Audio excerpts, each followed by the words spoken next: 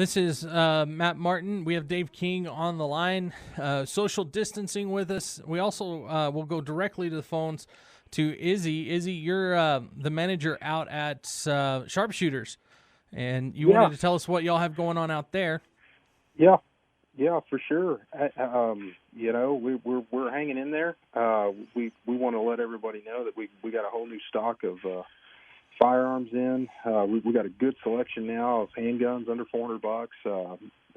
We've got self-defense shotguns, which everybody's been looking for as well. We got another shipment of that in, and then we've got plenty of those under $350. Now, Izzy, I just real quick. Do you find it interesting that instead of people buying, the small handguns to have at their house, that they decided to go shotgun direction? It kind of surprised me a little bit.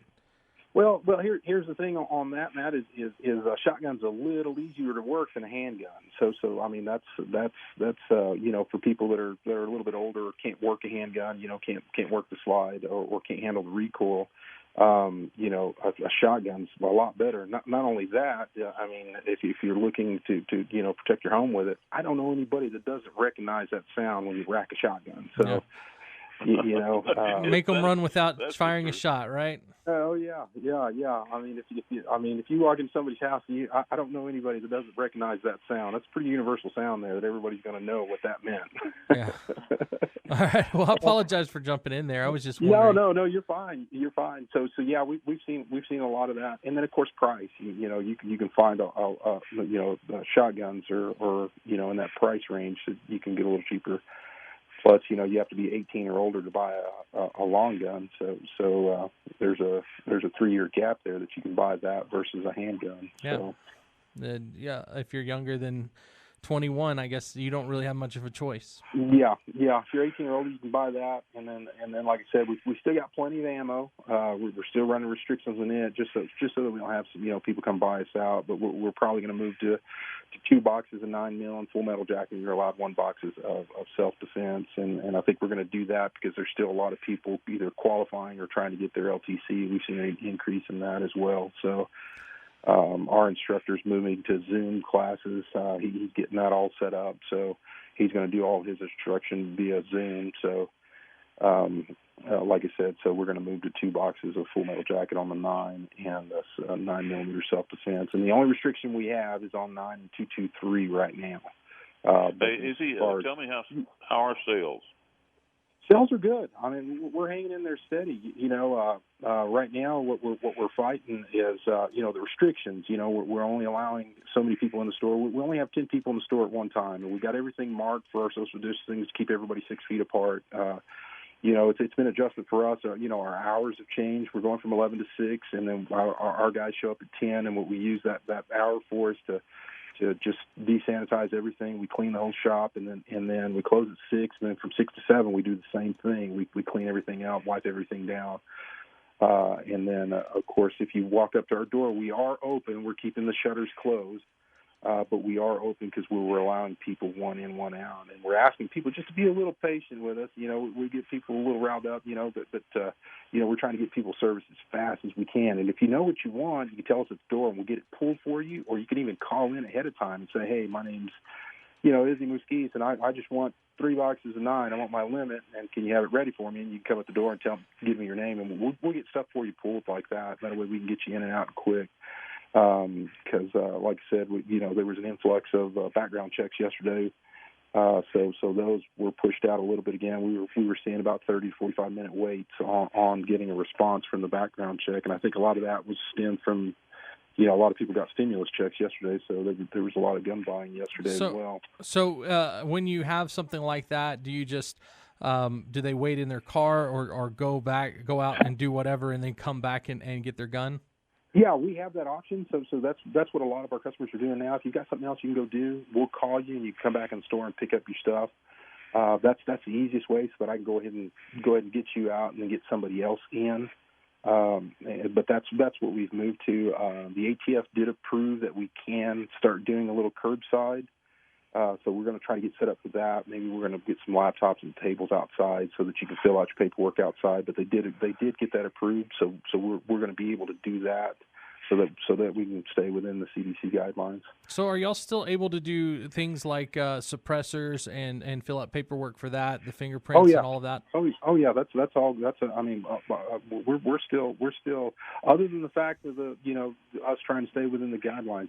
Everything is business as usual. So yeah, nothing shut down. Now we may see a delay in some of the paperwork and stuff, because some of the governments have shut, offices have shut down or running limited staff. Also, some of our special orders, those have been moved out to about 2 to 3 weeks, because like our distributors, our wholesalers, stuff that we get direct on special orders, they're running limited staff, so so they're running a little behind as well. So if you special order something like that, it may take a little longer than normal. But no, all that, we're still taking special orders, we're still doing suppressors. Like I said, it's business as usual, other than the fact that we've got a few restrictions in place. And then, like I said, some of our manufacturing distributors are running at either half capacity or some are just delayed in shipping. So one of the things that you had mentioned you wanted to talk about was safety at the home, especially with all the kids being at home right now. What are some of the things you recommend to keep your home safe, make sure your kids aren't grabbing your guns? Yeah, so I wanted to touch base on that a little bit, because we've got a lot of first-time buyers, and Scott's going to start offering that as well, probably on Zoom as well. Just a first-time buyer handgun training class. Like I said, we've got a lot of first-time buyers out there, and then you mix in with kids at home, so the kids are at home all the time. So we do offer some gun locks, and then we have some gun locks that you can purchase. We also have gun safes, and then we have single safes for like handguns and stuff like that. To, just kind of keep things locked up. The best thing for kids is actually is just knowledge. I've got my kid sitting here right next to me. We're going to ask him a few questions here in a second. But he's been raised around firearms in the house, and knowledge is the best thing, And if you don't have that knowledge, that's the next best thing is lock them up and have them out of sight, out of mind. Does that make sense? And so, but yeah, we need to make sure that things are locked up, or if it's not a gun that you're using to protect your house, make sure that everything's unloaded, and make sure your kids know where your guns are at, so that they know if they have friends over or something, something like that they know there's some no-fly zones in my house with my kiddo, because he knows that's where where I keep my firearms. Yeah, and so. One of the things that I know that we've done I've seen from even my kids, like I show them my guns and I tell them that you're not supposed to touch them. Right. When they get old enough, you can show them how to be safe with them and use the guns. But as young kids, my oldest ones are 7 right now. Yeah. And they don't necessarily have any interest in guns. Right. They're females, and it just hasn't even crossed their mind. But when they see one, it's absolutely fascinating to them for some reason. Right. Well, it's something it's not something that's in their everyday life. It's not something that they walk by or they see every day. One of the key thing is we don't want our kids to be scared of guns. We don't want to teach them to be scared. It's not something to be scared of. It's just something that they need to be aware of to understand, because there is some danger involved, and there's some ramifications that if you mess with this without your parent there, or you don't have the proper training, or you don't teach you, there are some consequences to it. But like I say, we don't want to teach our kids to be scared of guns. We want them to be aware of them. One of the big things I've done with my son, and he's 9, is there's a hard line between toy guns and real guns, and we designate that. He knows the difference between a real gun and a toy gun, and we know that.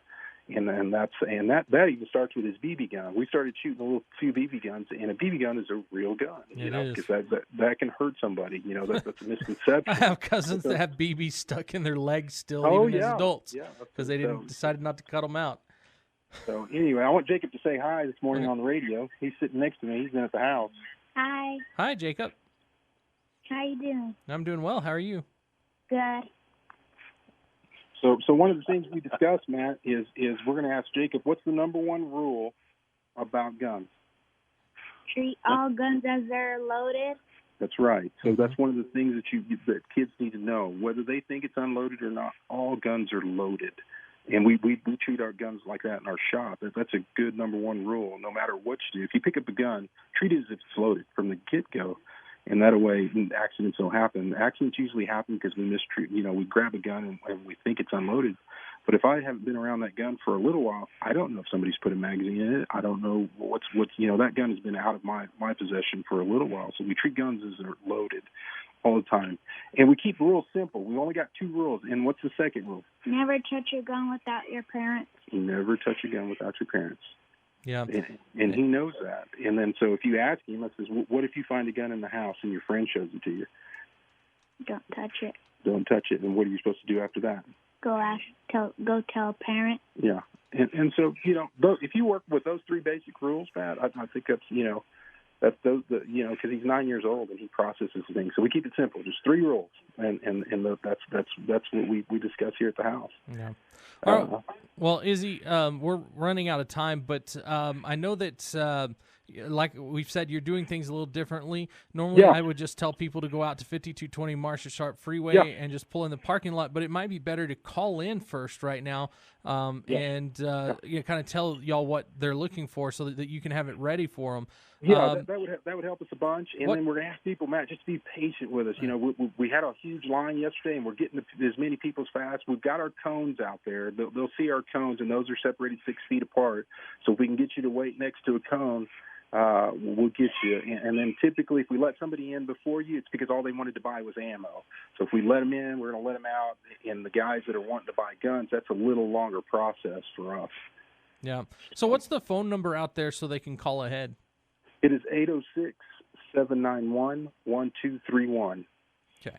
791-1231? Yes, sir. And then you can also email us at info@ssguns.com. Okay, info@ssguns.com. All right, well, Izzy, thank you for coming on. Thanks for giving us a short lesson about gun safety. I try to teach my kids kind of the same thing, but I think that your rules have made it very succinct, I guess, easy to follow. Yeah, and like I said, they're 9 years old, so make it through. But 1, 2, 3. As they get older, there's going to be other things, that you'll teach them. But little kids, just make it simple. Yeah. All right. Well, thanks, Izzy. And you have a great day. Interesting. All right. Thanks. Bye.